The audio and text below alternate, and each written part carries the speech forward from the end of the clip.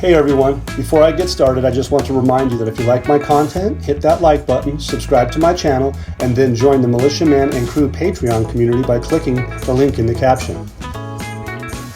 Good evening everybody, Militia Man and Crew. It's September 3rd, and I just want to say welcome to our wonderful show.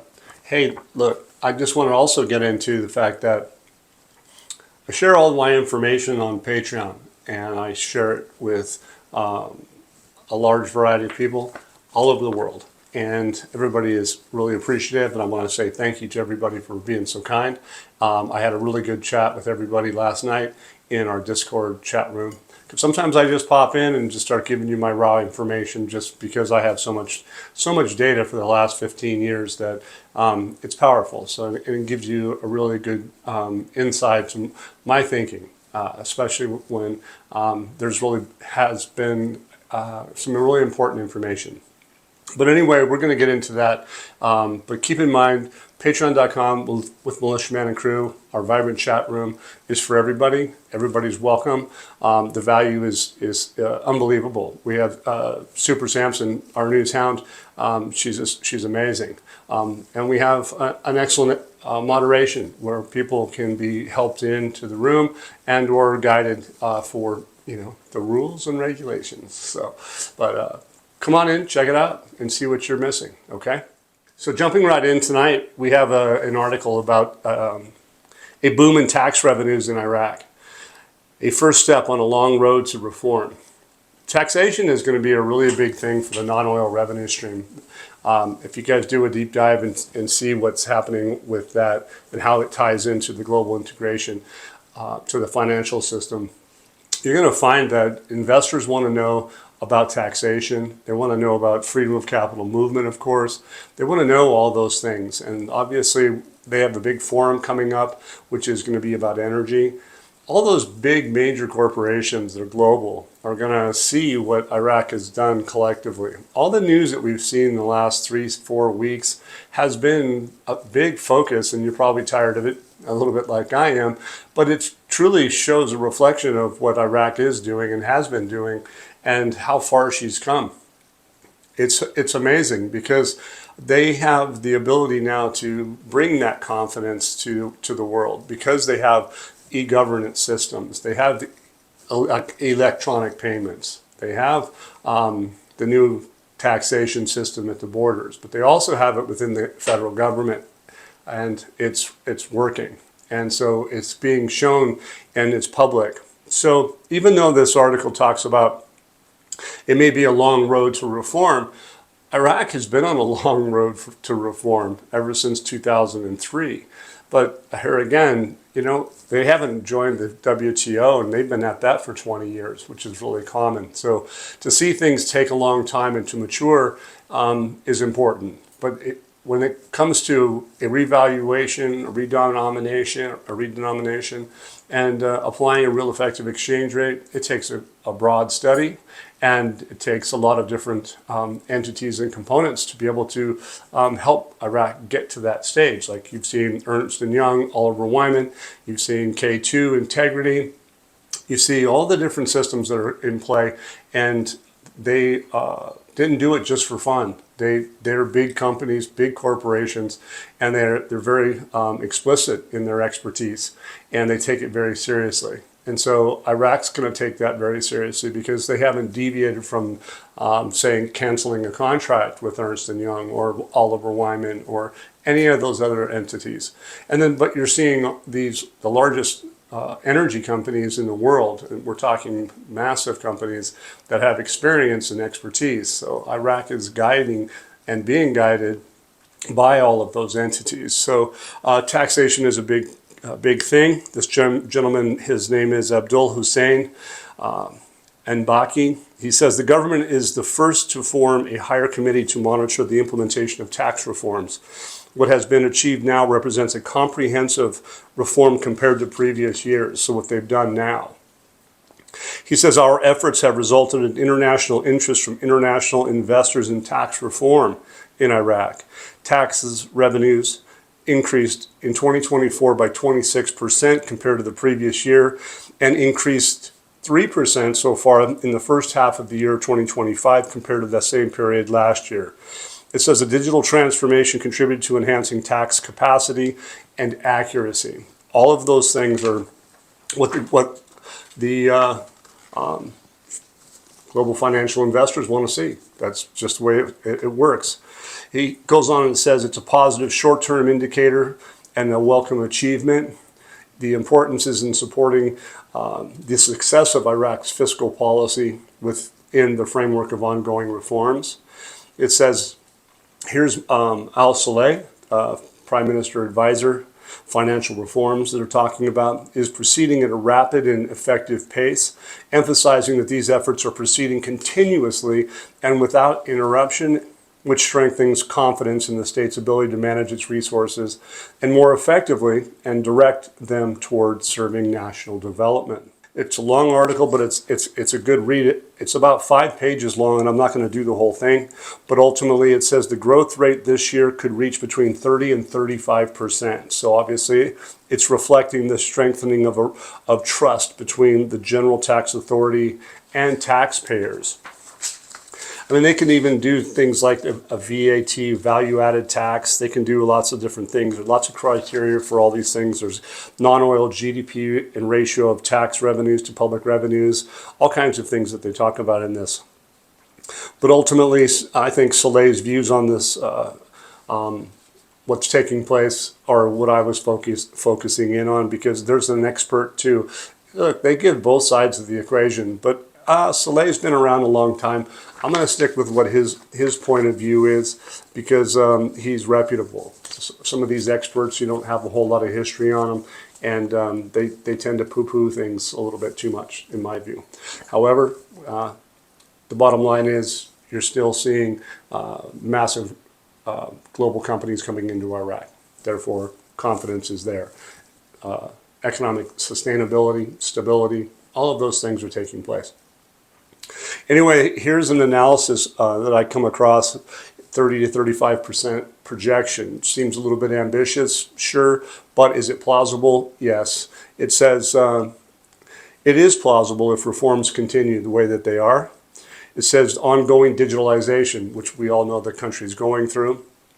Automation and e-invoicing are reducing tax evasion and expanding the tax base, as we see back in 2024 and then the increase in 2025.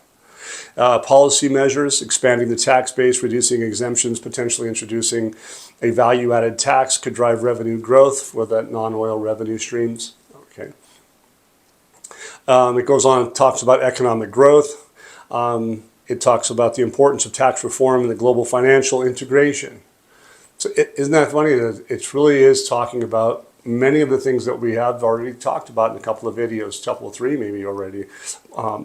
Iraq is integrating into the global financial system, and I think it's pretty broadly known.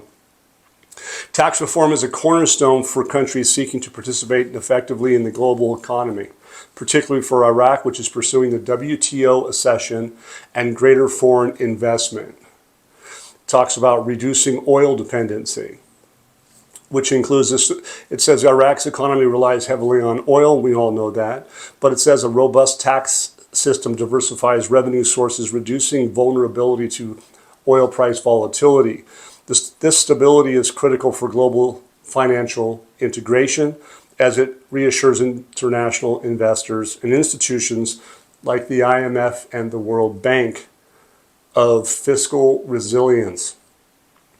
Another thing it's doing, it's aligning with global standards. Integration into the global financial system requires compliance with international tax reforms, such as those set by the OECD and even the BEPS initiatives, okay, or WTO trade facilitation agreements. Modernizing tax administration through digitization, transparent reporting, as Iraq is doing, enhances credibility and reduces risks of sanctions or exclusion from global markets. And it also is what? It's attracting foreign investment. A transparent and efficient tax system signals stability to foreign investors. Iraq's recent reforms include simplified procedures and digital transformation, have increased investor confidence, as noted by Prime Minister Mohammed Shia al-Sudani. This is vital for WTO accession, which demands transparent economic policies, including exchange rate regimes and convertible currencies. Iraq is not a convertible currency as it stands today, as far as I understand it. I think you probably do too. Ultimately, what is it for? It's going to be for supporting sustainable development, and it goes on and talks about the goal is to raise non-oil revenues, and that they're looking at hopefully a 20% increase this year. And so we're going to see how that turns out. So here's another article that we've been talking about for quite some time, is the Kurdistan region. And they're talking about, well, we all know that they've had some problems with getting salaries paid, getting the oil turned on through the Siam pipeline. But it says the Kurdistan regional government is continuing negotiations with Baghdad regarding the resumption of oil exports. Kurdistan regional government directed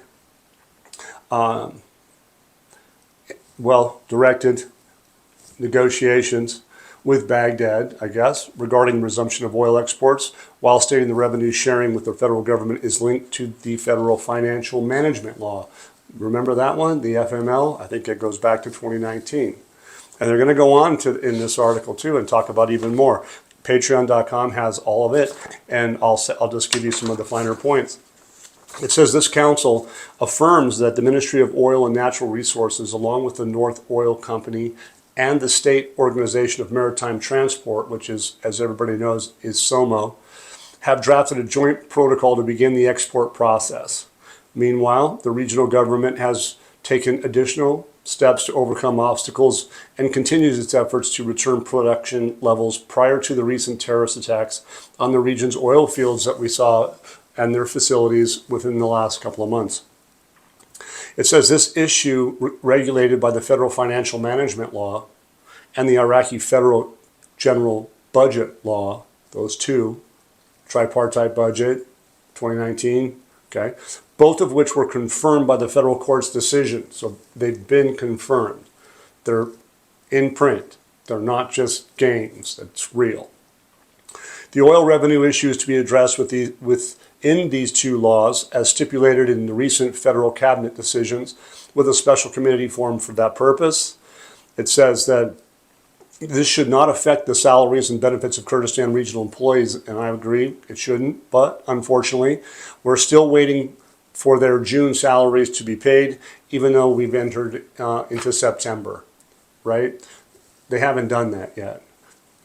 In my view, there's clearly something they're not telling us about the reasons for not shipping oil or paying salaries. I have a very strong feeling that after all this time, it is exchange rate oriented.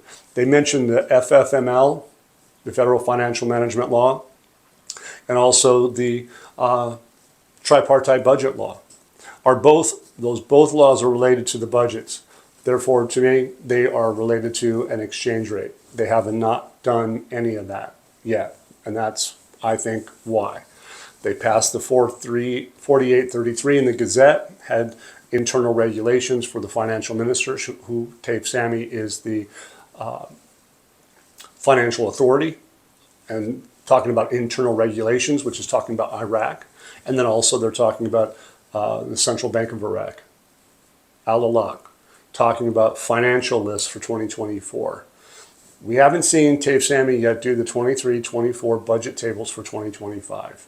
We were expecting, from what we read in the articles, suggesting that they would do it in August. Well, today's the 3rd. We haven't seen it just yet. Is there something that's in that Gazette that we don't know about? It's possible. It really is possible, because they only put enough information for those that need it, whether it's in Arabic and it's held privately. Doesn't mean it's not in print. Anyway, Taif Sami is the legal authority, and we haven't seen the budget schedules ready for that finalization of 2025 just yet. And so, to me, has it been far too long? Of course, it's been far too long. I'm like everybody else. I'd like to see this over with. But we're going to keep doing one day at a time. And I keep bringing the news one day at a time, and we especially do it in Patreon. So come on in, Discord chat room. Government advisor protecting Iraq's economic and oil reputation is a top priority. Yep, reputational risk is a big deal. And it goes for banking as well. But here the government advisors talking about protecting Iraq's economic and oil reputation as being a top priority. This gentleman goes on and says the government, with its various institutions, has established a strict regulatory and procedural system for export operations in a transparent manner under the supervision and oversight of multiple government agencies to ensure complete discipline. He says we're relying on advanced international partnerships and programs, most notably the American, quote, Kepler, end quote, program. That's spelt with a K, EPLER, which provides accurate information about tanker movements and gives greater credibility to Iraqi export mechanisms. It says the State of Oil Marketing Organization, SOMO, has clarified in its recent statement technical details related to loading and export monitoring mechanisms and fully explained the mechanism followed in exporting Iraqi oil, reflecting its commitment to international standards. It goes on and says the government manages its oil wealth with responsible national spirit in a manner that serves national development and advances economic and political stability. It rejects any accusation or insinuation based on unsubstantiated evidence, which emphasizing that protecting Iraq's economy and its oil reputation is a top priority. It is a fundamental guarantee for consolidating Iraq's position regionally and internationally and protecting its resources from any attempts at tampering with distortion. Basically, what's this advisor talking about? He's setting the record straight, countering fake news. And hey, here's another economist that comes out today. It says Iraq enjoys financial stability thanks to the central bank's reserves. Well, we all know Iraq has a significant amount of gold, over 162 tons, has somewhere around 100 billion ebb and flow, billion in reserves. And they don't even talk about all the other foreign reserves that they have. They're kind of referring to 100 billion in the US dollar because they're primarily geared towards oil. But it says the financial stability in Iraq is solid and there's no worrying indicators have emerged so far, despite the external challenges and geopolitical shocks witnessed worldwide, and especially the region. We saw some pretty heavy stuff happening in the last couple of years, and even more recently. Okay. Financial concerns are mainly due to the repercussions of external shocks, such as trade wars and fluctuations in energy prices, but Iraq has proven its resilience thanks to the central bank's foreign currency reserves. It says monetary policies all play pivotal roles in stimulating the domestic financing market and supporting public liquidity, ensuring the implementation of government development and programs infrastructure projects, which is directly reflected in stimulating the labor market and enhancing economic activity. The tripartite budget has money allocated for all the operational spending and some investment. We just haven't seen the investment side done yet. Hopefully that happens anytime now.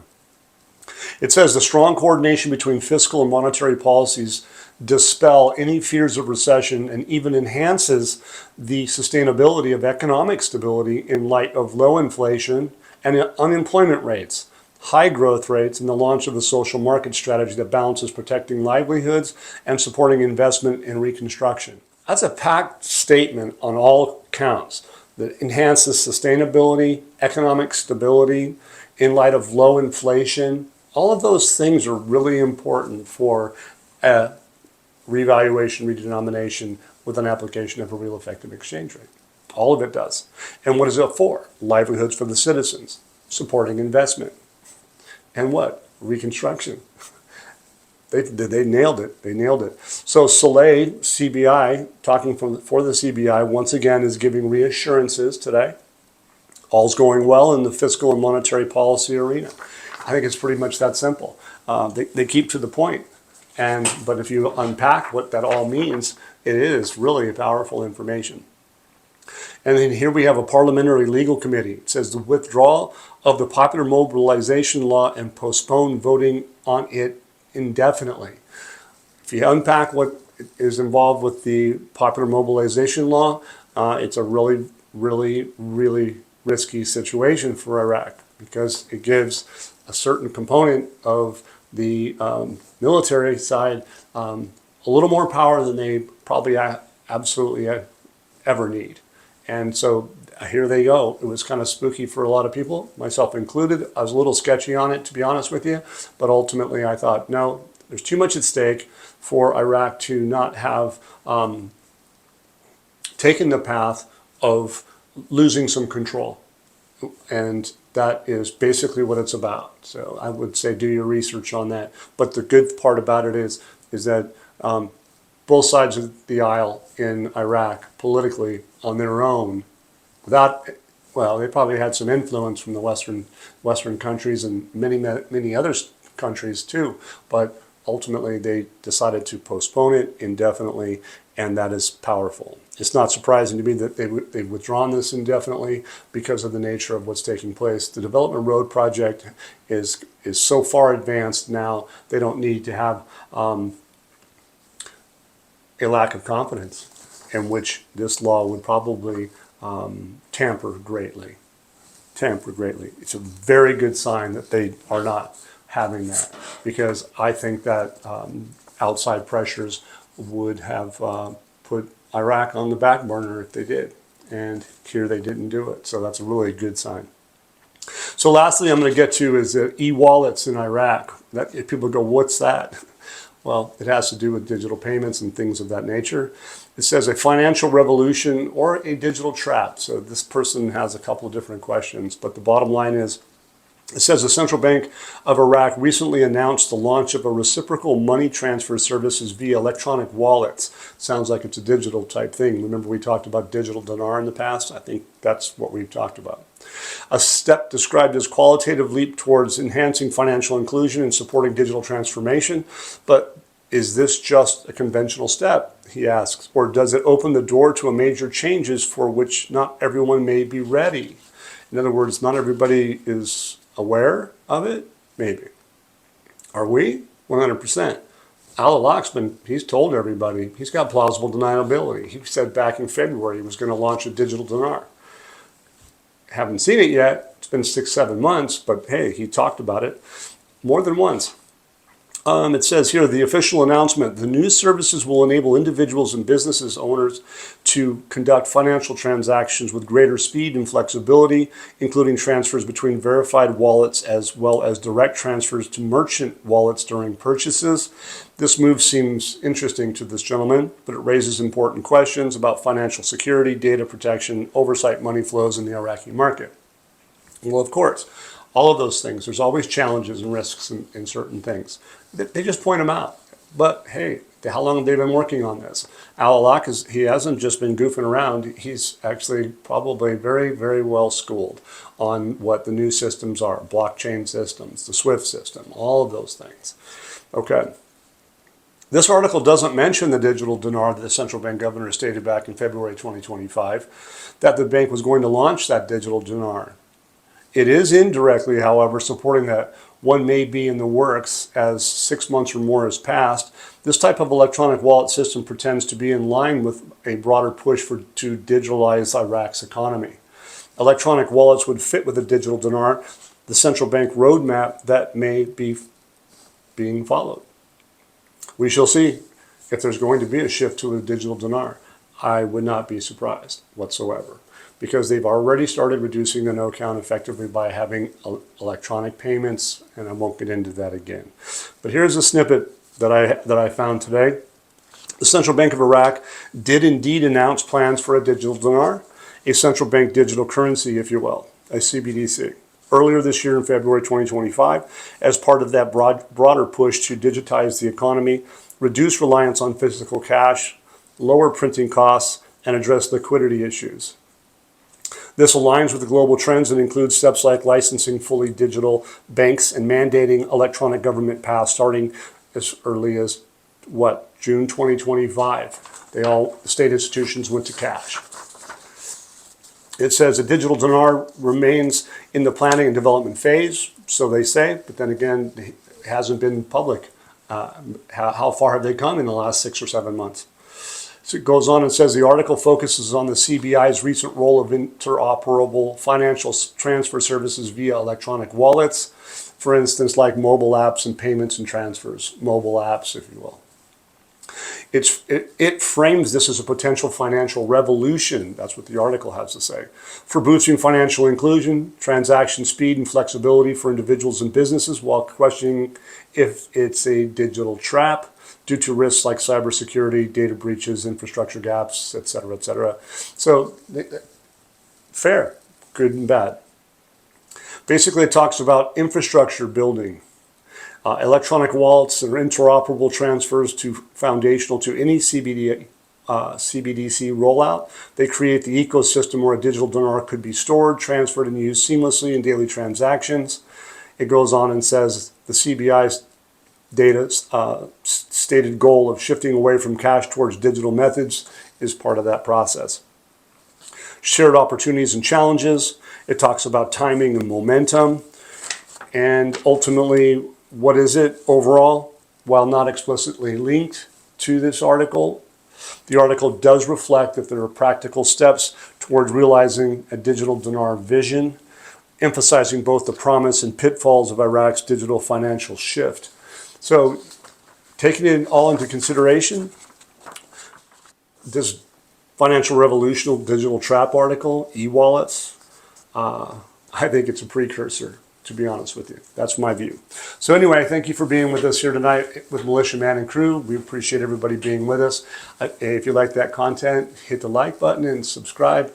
And thank you all for helping out, keeping this channel going. PayPal, Venmo. Thank you again. Once again, guys, don't forget to hit that like button if you like this content. Subscribe to the channel or join us at the Militia Man and Crew Patreon community for even more exclusive content. You can also donate to this channel by hitting the links in the banner to help keep this page up and running. Your generous support is greatly appreciated, as always. Much, much appreciated. Thank you so much and have a great day.